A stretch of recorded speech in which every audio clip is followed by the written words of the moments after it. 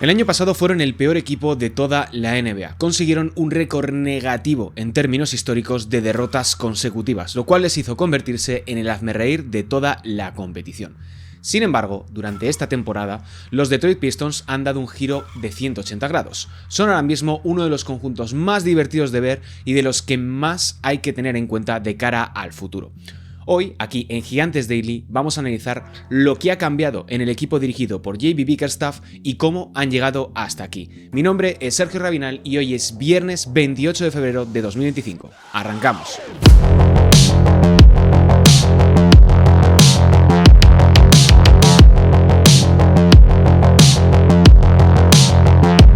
Hola, ¿qué tal? Bienvenidos a un nuevo programa de Gigantes Daily, tu podcast diario donde solo se habla de baloncesto. Y hoy tocaba hablar de los Detroit Pistons, un conjunto súper interesante, una de las grandes historias de la temporada NBA 2024-2025 y que simplemente viendo el contraste entre las dos temporadas, entre lo vivido el pasado curso y la presente campaña, francamente, son dos equipos completamente diferentes. Unos Detroit Pistons que terminaron con 14 victorias tan solo el pasado curso y que ahora están no solamente con récord positivo, sino que están cada vez más cerca de tener una de sus mejores temporadas en casi 20 años, que no es poca cosa teniendo en cuenta la historia de los Detroit Pistons en esta competición.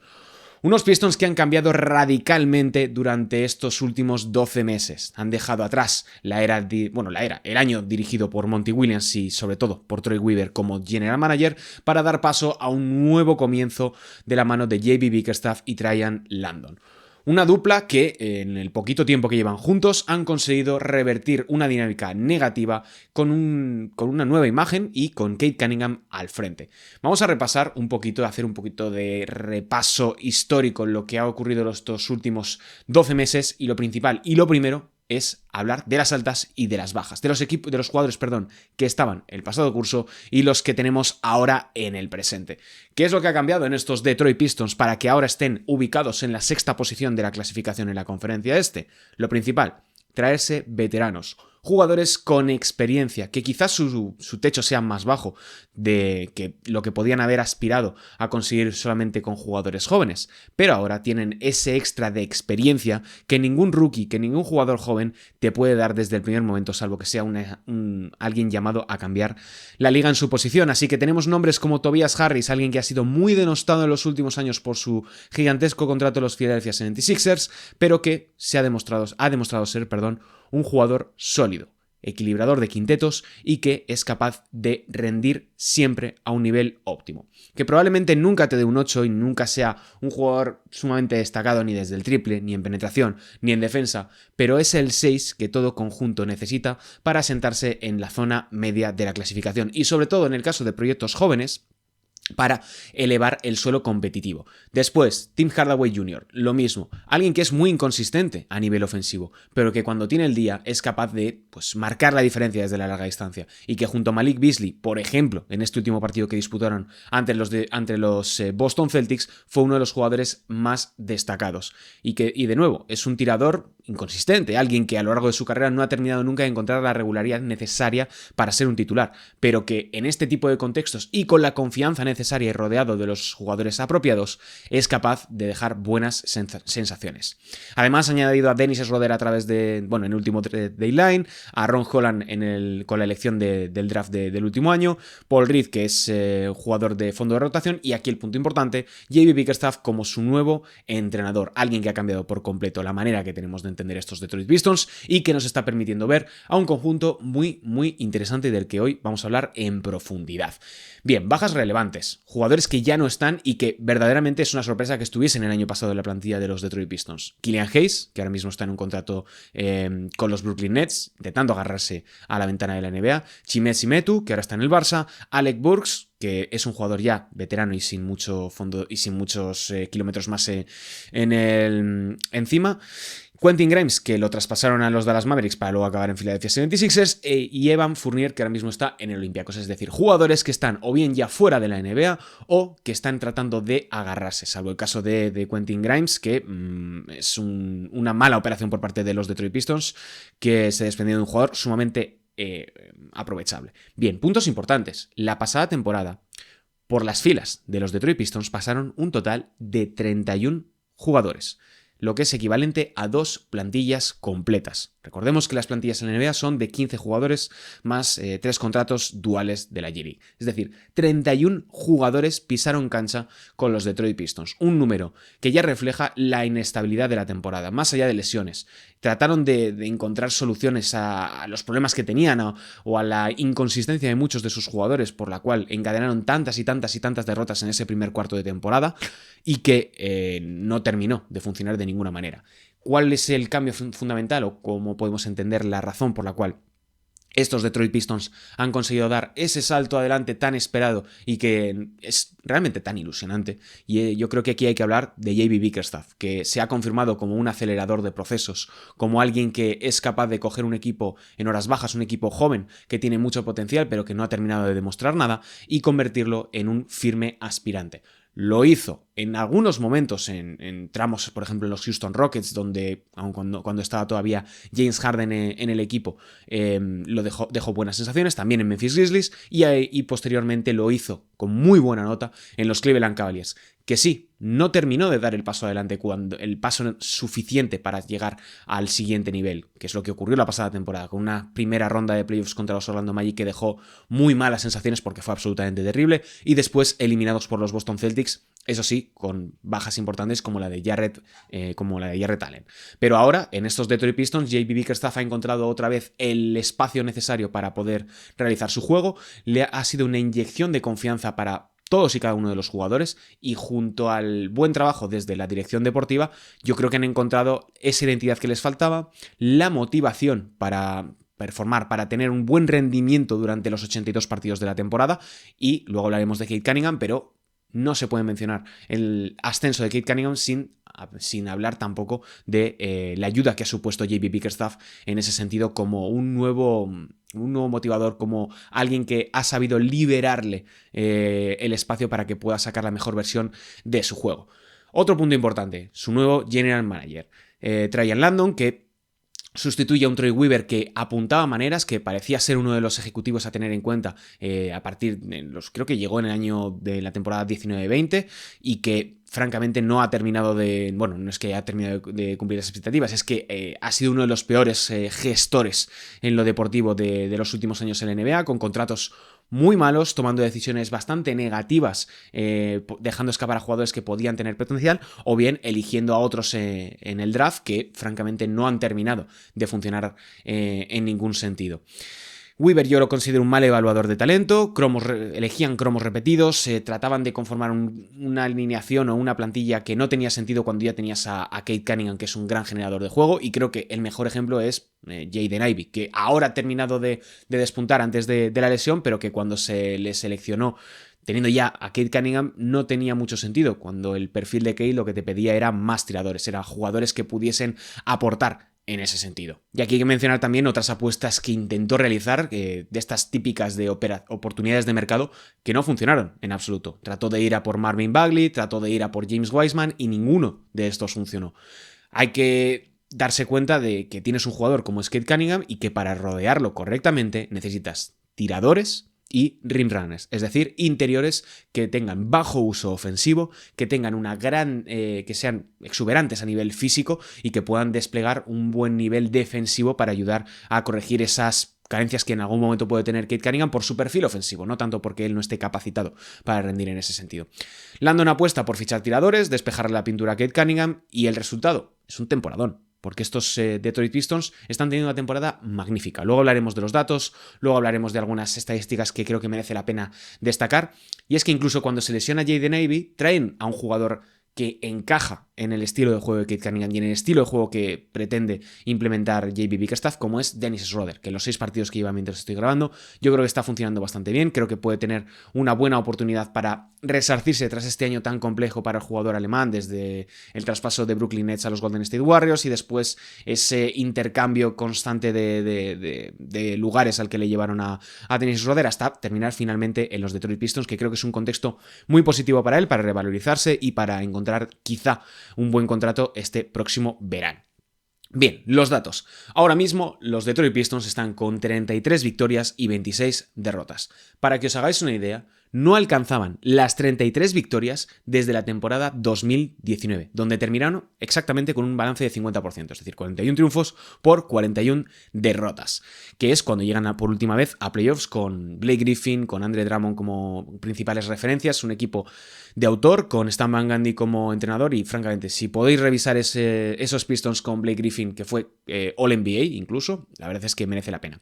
Bien, ahora mismo tienen 7 partidos de margen respecto al 50%, lo cual les coloca con una proyección de 45 victorias.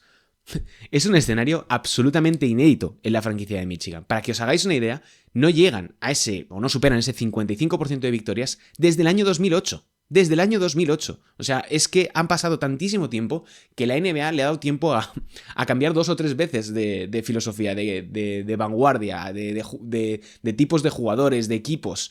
Es que se han retirado una cantidad de jugadores desde que los Pistons llegaron a 45 victorias en una temporada que es irreal. Bueno, más allá de esto, simplemente el hecho de que hayan conseguido 8 victorias consecutivas por primera vez también desde el año 2008, que es que sus máximos anotadores en ese momento eran Ben Wallace, Richard Hamilton y Chauncey Billups, que uno de ellos es ahora mismo entrenador en los Portland Trail Blazers. Bien, ahora mismo ocupan el puesto número 13 en eficiencia ofensiva, el 11º en eficiencia defensiva y el global en el net rating están también en el puesto número 11, es decir, van en buena senda, aunque tienen que seguir mejorando, sobre todo yo creo que en el apartado ofensivo, donde todavía les cuesta a veces un poquito, pero creo que es por el propio desarrollo ahora mismo que tiene el proyecto. Llevan 8 victorias seguidas, como digo, desde 2008 que no llegaban a este punto.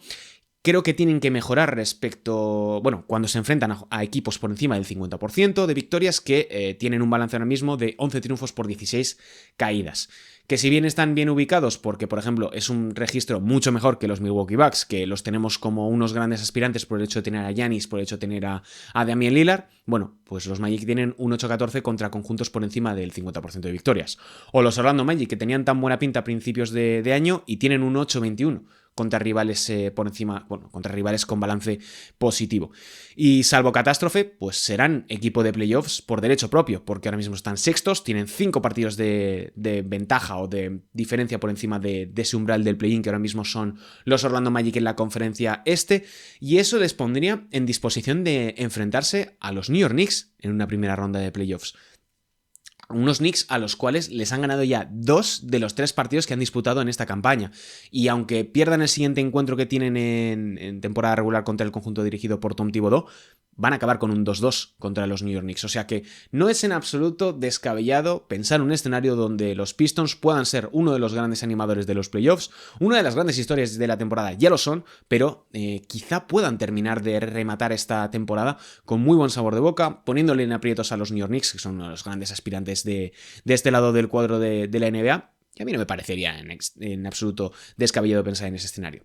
Bien, quería terminar hablando de Cade Cunningham, un jugador que personalmente es una debilidad, es alguien que desde el principio, desde su periodo en Oklahoma en NCAA, me parecía uno de esos grandes nombres a seguir de esta generación de jugadores. Es alguien que se le ha comparado en muchas ocasiones con Luka Doncic, con Jason Tatum, pero creo verdaderamente que es un perfil diferente. Creo que es alguien único en cierto sentido, que responde a una evolución propia del juego, alguien bastante alto, que roza casi los 2 metros de altura, que tiene la capacidad de dirigir un ataque como anotador, como pasador y como organizador, que son tres responsabilidades, son 3 funciones muy difíciles de combinar a día de hoy en la NBA, que está dando pasos adelante como anotador, como tirador en suspensión, que todavía le queda un largo periodo de crecimiento y de adaptación en ese sentido, pero ahora mismo, para que os hagáis una idea, está ya lanzando al 36% en triples, que es...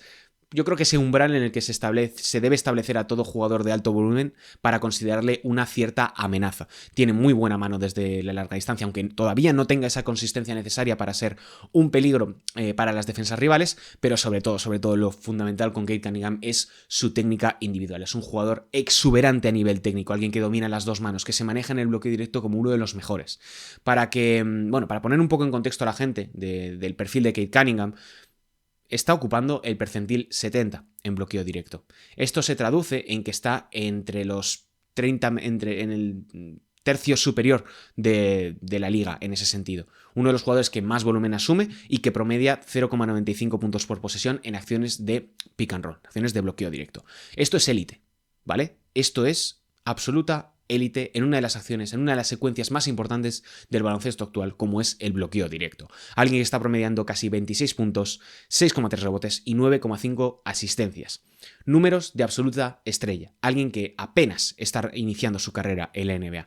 Es el tercer jugador con más drives por encuentro de toda la NBA, con un 50% de acierto en sus penetraciones. Números que le colocan a la altura de Shai Gilgeous-Alexander, Trae Young, De'Aaron Fox, mejor porcentaje, por ejemplo, que De'Aaron Fox en penetraciones. Es el sexto jugador que más pases da por partido y produciendo 24 puntos por asistencia, únicamente por detrás de nombres como Trae Young y Nikola Jokic.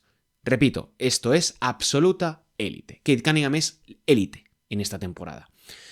Es una temporada, insisto, de calibre All-NBA. Si tenéis la opción de poneros cualquier partido de los Detroit Pistons, además de que lo vais a disfrutar, poned el foco en todo lo que hace Cade Cunningham, todo lo que produce para el resto de sus compañeros, porque vais a empezar a entender cómo han llegado a posicionarse en esa situación en la conferencia este, con una plantilla que verdaderamente debería estar peleando por el play-in. Que sí, que los Orlando Magic han tenido muchísimos problemas de lesiones, que nadie esperaba que los Philadelphia 76ers se hundiesen de esta manera durante esta temporada, pero ahí están están sextos de la conferencia este.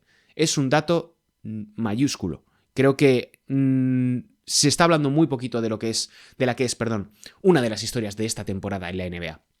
Nadie esperaba que los Detroit Pistons llegasen a tener un balance positivo en algún punto de la temporada más allá de los primeros 10 partidos. Y verlos ahora creo que merece la pena destacarlo, sobre todo por lo mal que lo pasaron el curso anterior, donde no veías que funcionase nada, que había algo que se había roto dentro de ese vestuario, ya fuese a nivel anímico, a nivel humano o a nivel táctico, porque Monty Williams no terminó de cogerle el truco al equipo y JB Bickerstaff lo ha conseguido desde el primer momento. Tenéis además un programa que le dedicaron Gonzalo Vázquez y Andrés Monge en El Reverso, que lo tenéis aquí en el canal, o bien en plataformas de podcast, gracias aquí a Gigantes del Básquet, donde analizan y explican las escenas de interior de cómo se han forjado estos Detroit Pistons. Pero a nivel deportivo creo que es importante ahora mismo poner el foco en ellos, hablar de cómo lo han conseguido, y creo que establecer como un triunvirato entre lo que ha hecho JB Bickerstaff, lo que ha hecho Ryan Landon y el rendimiento de Cade Cunningham es fundamental para entender todo lo que está ocurriendo en la franquicia de Michigan. Así que bueno, hasta aquí este último Gigantes Daily de la semana, que como siempre trato en los viernes de traeros un poquito de información y de cosas para hablar de la NBA. Historias como la de los Detroit Pistons creo que merece la pena. Espero y deseo que no sea la última vez que hablemos de estos Detroit Pistons en lo que resta de temporada. Ojalá podamos verles siendo protagonistas en los playoffs de este año. Y me interesa también saber vuestra opinión, porque no ha sido una historia que pudiéramos esperar y creo que merece la pena hablar de ellos, así que dejadme vuestra opinión aquí abajo en la cajita de comentarios, ya sea en iVoox, ya sea en Spotify o en YouTube. Y si nos estás viendo por primera vez, esto es un programa diario de baloncesto, donde cada día os traemos un tema, ya sea de Liga Andesa, ya sea de NBA, ya sea de Euroliga o de FIBA o de cualquier otra competición del mundo donde haya un balón y una canasta. Así que nos despedimos desde aquí, desde Gigantes del Básquet. Un saludo y hasta la semana que viene.